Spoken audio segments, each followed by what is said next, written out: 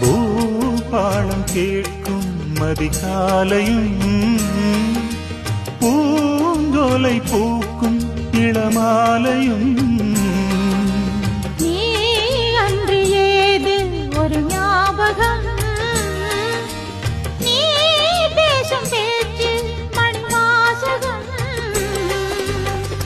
உள்ளமெனும் நீடெங்கும் உன் அழகை நான் தானே சித்திரத்தை போல் என்றும் ஒட்டி வைத்து பார்த்தேனே என்னை தழுவும் இளந்தளிரே உனக்கென நான் வாழ்கிறேன் மலரே